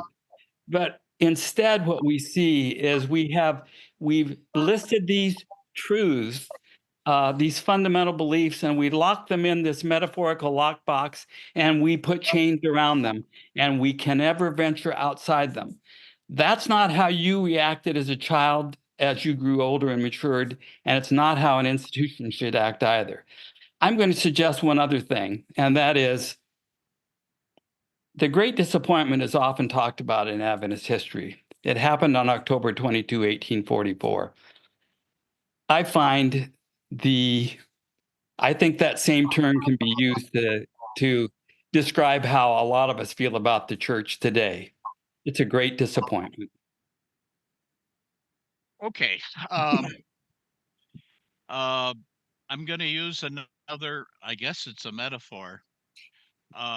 but first to say that if the church is successful in one way, it is bringing new members in. And those new members may not have the experience and background and maturity that I hear going on in this discussion. And so their lack of maturity may be a constraint on what the church says. And I'm going to use a World War II North Atlantic metaphor. A convoy in World War II could not go any faster than its slowest ship. I don't know if that's appropriate, but it sure sticks in my mind. and so part of the dilemma I see in Adventism is that you can't upset your slowest member, your newest member, your most immature member.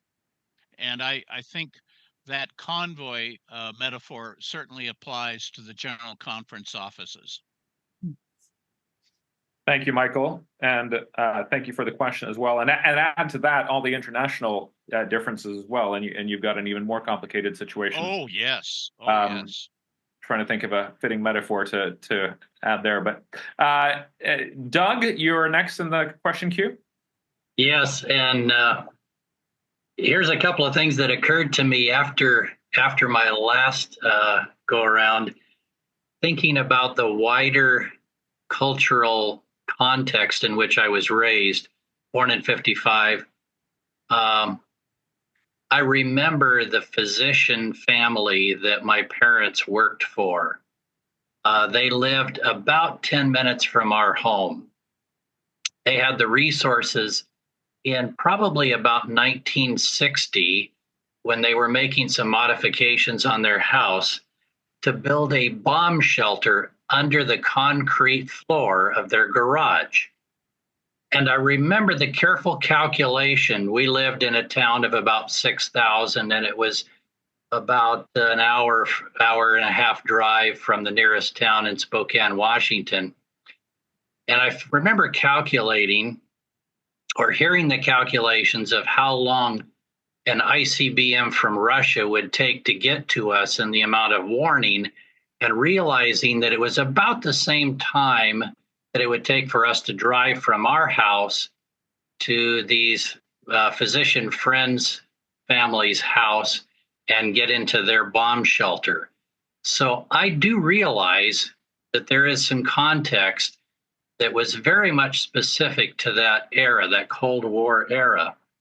However, if I can also jump to something more recent, I was raised with Morris Venden in my teenage years, thank goodness. But he wrote a book after those years called The Last Trolley Out. And I remember it was very representative. I didn't read the book because by then I was ready to move on, so to speak. And then his last book that I recall was one called I Wish They Had Told Me. And I was shocked to read Morris Venden writing about his thinking about the millions and billions of people in China who had never heard the gospel and wrestling with their eternal destiny in his mind. I was absolutely astonished to hear him, as someone I looked up to, admit that he didn't know what to do with that.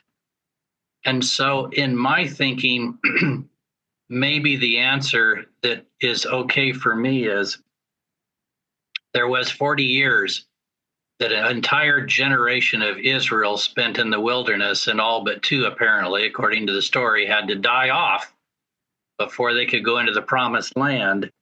I'm very much willing to accept that as a possibility, especially when I consider who's another person, non-Adventist, who's a social justice advocate, who said she lives with a 500-year calendar, a 500-year clock, and that she fully expects that the social justice effort will take something close to that, maybe even longer. And so I'm I'm trying to put in perspective the bigger picture that goes beyond my lifespan, and be at harmony with those who have different views and who cling to some of the things that Adventists cling to that I have since long left behind.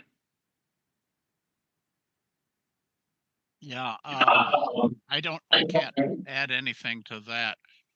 I'm seeing lots of chat messages, and they're all truncated, or most are truncated. And I hope someone is capturing, perhaps in a Word document, all the chat comments that we can look at later, or email to me or something like that, because sometimes that's valuable to me, and I can't watch the chat room and pay appropriate attention to the comments.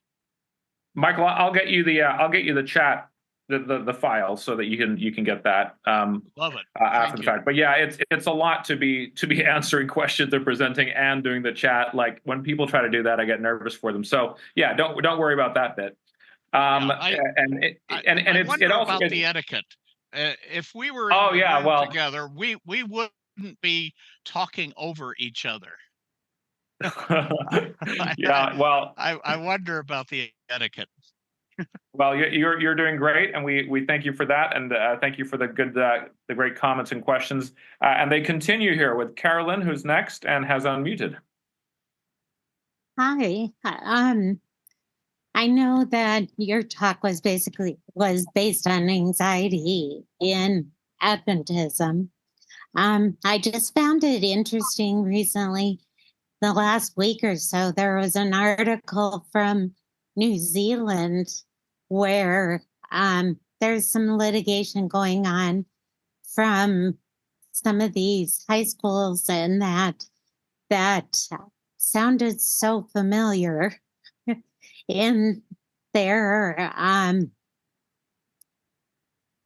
telling the girls they shouldn't take, I mean, I don't think we went quite this far, but that they shouldn't have the HPV vaccine because then they would become promiscuous, and a lot of anxiety, that some of which was taught in our high schools, as far as don't swim downstream from the boys or you'll get pregnant. I just as I've read that, I'm trying to find the ground where, no, we don't want to teach them errors on making us more anxious. But there is, I think there is a benefit to learning that promiscuity is not a great way, that there are side effects for the rest of your life. And, how do we find those balances? I guess I think mainly what Morris really brought out in his teachings was the faith and grace that we often didn't hear, and that we don't have to fear when we have asked for Christ's covering and have a relationship with him. Okay. I don't know. I didn't hear that one about swimming downstream. That's a new one to me. I think that was in the South. We got to add that to the Pathfinder manual. It sounds like a barely Adventist title. I thank you, Carolyn, for that. Add that to the lineup.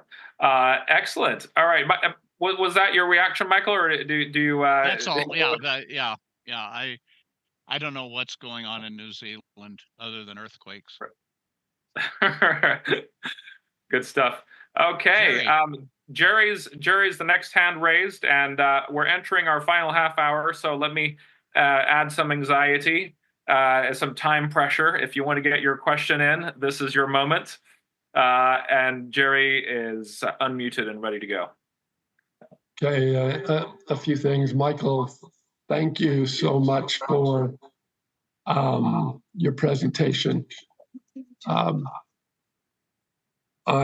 just a little bit of background and then a few statements, because you referred to the difference between the pew and academic institutions.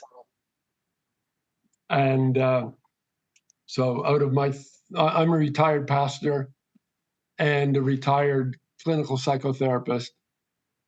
So I spent most of my career, 17 and a half of my 35 years in ministry at one of our college churches.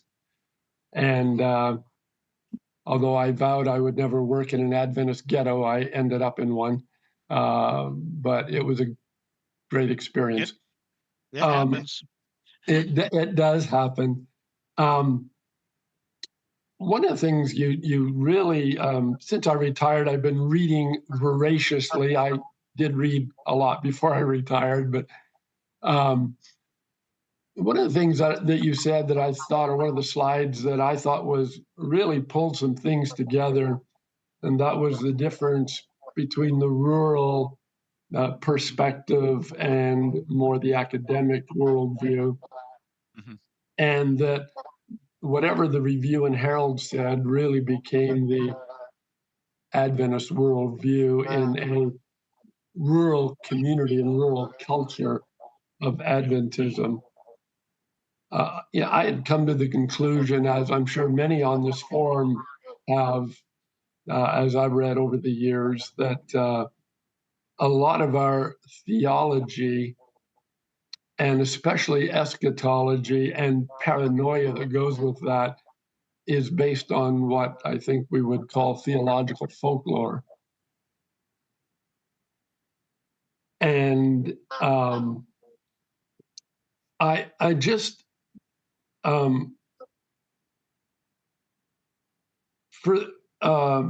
those who believe that the book, The Great Controversy, represents both theology and eschatological reality, as each generation or group of people join the denomination, it perpetuates that same kind of what I would call paranoid eschatology and a lot of the folklore that's still in the local pew, especially in rural communities, as either you said or someone else said.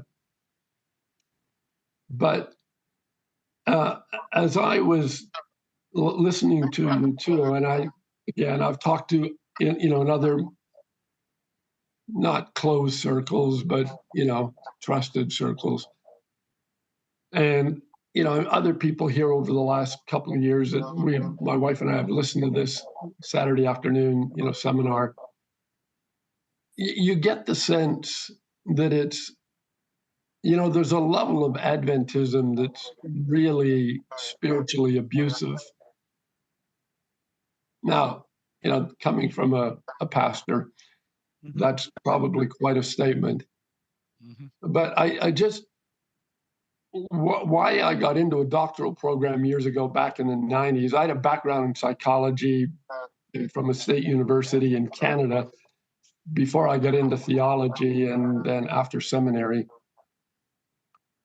But working at this institutional church where I spent half my career, I heard so many crazy stories about people growing up in the church. I didn't grow up in the Adventist church. I didn't grow up in any church. Then I wanted to add more tools to my toolbox. So I got into a doctoral program in clinical psychotherapy to add tools to my toolbox. But a lot of it was what I saw and heard, in those years and even since then, is connected with that eschatological folklore and the fear and the anxiety and the, most people do the best they can. But I think, at least from this perspective, I haven't been retired now for 9 years.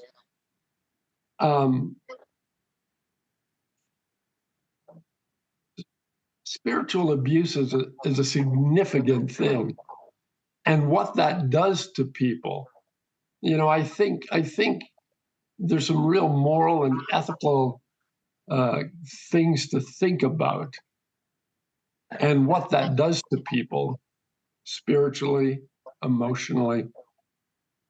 My last comment, because you like archives and I like research in the archives too, we're not just losing a generation, a whole generation, Michael. We're losing a number of generations. When you look at how many people leave the Adventist church every month, it's not just the young people or the young adults. It's adults. It's older adults. That's all. I'm struggling to understand the term spiritual abuse.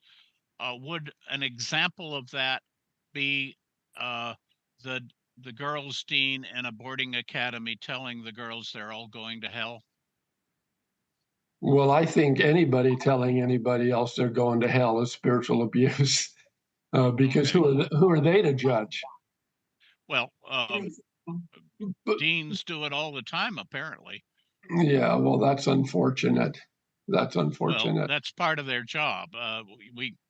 We're on the edge of so many topics. I want to share my screen again, and if I can find the cursor, and just show this again, because the Midrash, the flood of creative cerebral expression, all these 1.5 million pages of stuff that's been written in the Review, in the Union papers, in the Youth Instructor, in Signs of the Times over the past 160 years. It's all over the map. And somehow the editors don't constrain it. And there's stuff in Signs of the Times that would embarrass us today. I'm surprised the GC puts it out on their website. So we could do a whole discussion just on the Midrash there. Yeah. Yeah, unless there's a better word. Yeah. Well, yeah, again, in my opinion and the opinion, because I listen to and respect the opinions of, the other people on this website, we really, the church really needs to take a good look at what it's doing to people, and somehow decide to do something differently. But I've taken up a lot of time, so I can get off the. Maybe we should adopt the slogan, do no harm. Yeah. Yeah. You like that? Well, the Stovals clearly like that one. So yeah, okay. We've met with their approval. Thank you very much, Jerry and Michael. I'll throw one last one in here, and if anyone else has anything, ask away. Otherwise, we'll go to closing prayers. And you know what? Maybe I'll ask the Stovals to do the closing prayers since they've been so interactive with us. One of you, you can decide which. Or both. So one question I had, Michael, I forgot where it was in Ellen White's writings, but I was reading about what she said about the state of the dead, and she said that this idea of everlasting hellfire was the cause of mental institutions, or what was why so many people were going to mental institutions, and she was obviously pointing out that. This kind of fear-based theology led to mental problems in people, led to anxiety, despair, depression, etc.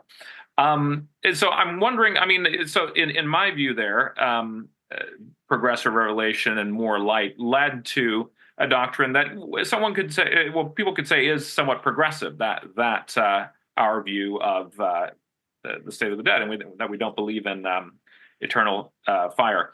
So do you think there is, from an optimistic point of view, it certainly is comforting.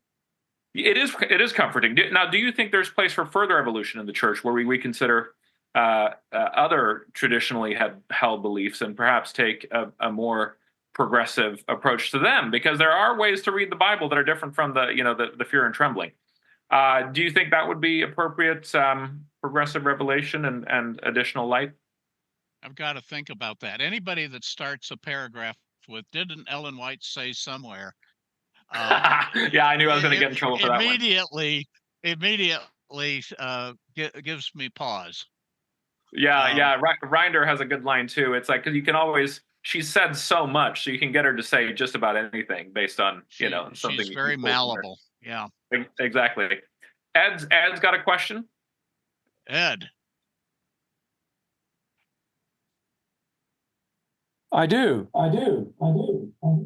I wonder if I could ask you to prognosticate a bit, and we've been covering the past pretty well. What about the future? What's your view of where we're going with the kinds of things we've discussed today? Well, interesting you should ask, because I do have one sense of the future. First of all, Adventism does not have a unified future. It's going to be a fragmented future. And this is a dilemma. And because there's going to be well, first of all, if I can show a what do I call that? The normal distribution. If we could linearize theology, and I may have said this before, the distribution was very tight up until 1960 or 1970, and then the distribution got wider, and that's cultural distribution and theological distribution. And so we have a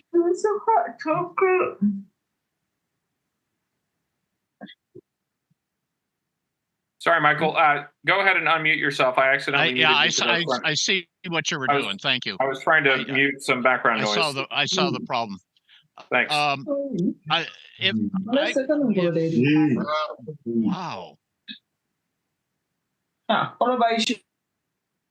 think I found it. Go for it.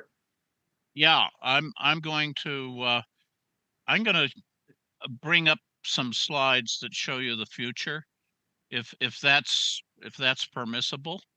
Yeah, as many as you want. I want to know. A glimpse of the future.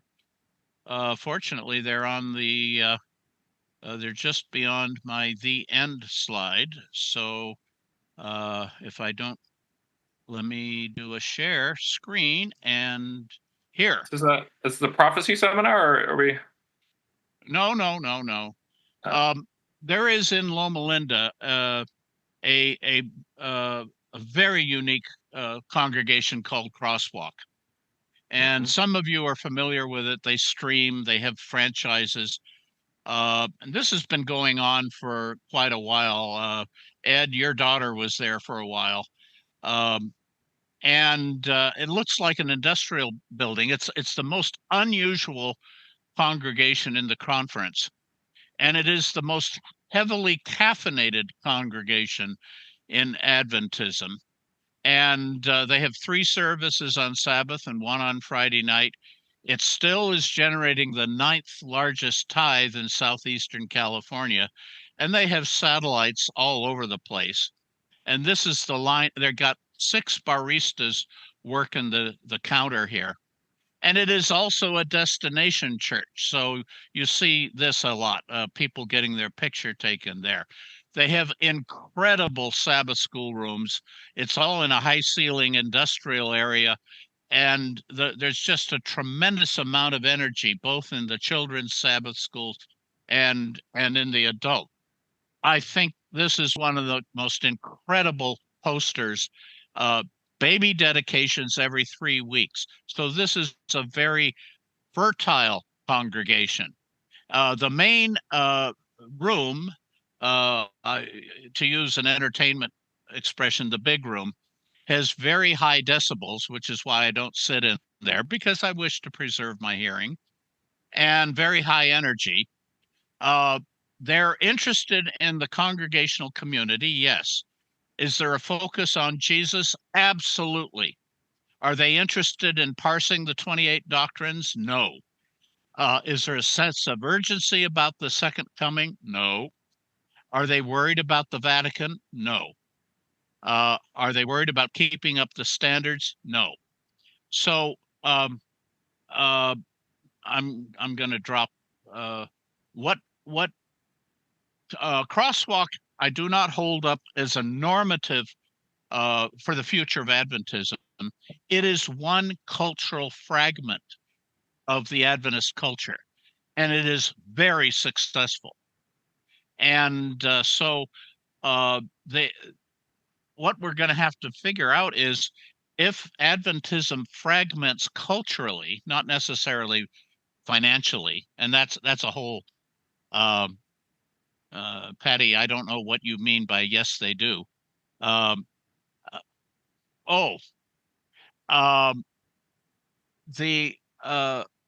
Somehow the General Conference and church leadership are going to have to find the few common doctrines that we all share, and then let culture fragment. And that's a tall order, because some of those doctrines are more cultural than theological. That's my short answer to your question. Thank you very much, Michael. And this has been a great session. I think we're rounding up here. I appreciate everyone's questions. I think this has been an especially relevant area. Oh, I think Jerry, are you squeezing in there with one last question? Okay, good. Yeah, because we have 14 minutes left on the clock. I think we have time for your question, and then the Stovals are very much ready for their closing prayer. So, Jerry. Yeah, not a question, but a statement. And again, I've reflected on this and had to over the years, again, being around an academic institution, a university church. The young people who, coming to the services at a university church, and then going back to their own rural community or other communities, it's two different worlds often. Yep. But as much as I appreciate Crosswalk, and I really do appreciate that intentionality about ministry, as long as the people live there and stay there, great. But if they move, that's what becomes the problem so often. I've just watched that for like decades. Yeah. So anyhow, that's it. I saw a comment about fragmentation being sad. We after the Adventist Church sent missionaries overseas, we had cultural and lingual fragmentation and cultural fragmentation, and I think we're never going to get away from that. So we need to figure out how much theological fragmentation we can tolerate. But cultural fragmentation is inevitable. Thank you, Michael. And I would venture to say that the theological fragmentation is already there. It's just that we haven't acknowledged it. I mean, it's you travel in the Adventist world, and there are wildly different versions of Adventism, and not just rural versus university center, but you travel in it. It's there. It's just how much of that are we comfortable acknowledging? But all right. Well, this is, again, thank you, everyone. This has been fantastic. Hope I haven't left anyone out. Or Patty, you're pointing at something. Oh, is it? Let's see here. Another question. Am I missing someone? Doug Myers wants a final word. Doug. Oh, okay. Doug, sorry. Go for it. You're already unmuted. So yes. No worries. I just actually want to introduce a heretical thought. More? Yes. I think that slowly over time, as I become more familiar with other religious systems, the one that actually comes to mind as a model for the future horror is Catholicism. Catholicism is very fragmented. I mean, all the way from super conservatives to super liberal. And maybe somebody would say, well, that's actually Judaism too. And yet they, for the most part, I think have figured out how to get along. I don't know how the Vatican feels about that, but I think if we've come to accept fragmentation, not with horror, but with a certain degree of acceptance, at least, maybe resignation in the case of the GC, then I think we can see it for the fact that even always within Adventism, there was a degree of spectrum, of variation. And yes, okay, now it's a lot more diverse, but I see that as actually a potential strength if we're willing to see that for what it could be. Anyway, just a thought. If you go back through the Review and Herald issues in the 1860s, 1870s, 1880s, there was vigorous debate over important and minute doctrinal statements and issues. I don't see that debate here today. By here, I mean, I don't see it today in the Adventist church. And so I'd still need to process why that debate was tolerated in the review. And I mean, really belligerent comments. I will offer $100 to anybody that can prove from the scripture XYZ. That kind of enthusiasm. I don't see that today in the review. So it looks like we've solidified who we are and what we believe, and it isn't going to change because debate is going to produce change. That I could be wrong. In fact, I could be wrong about a lot of things. That's a good way to end.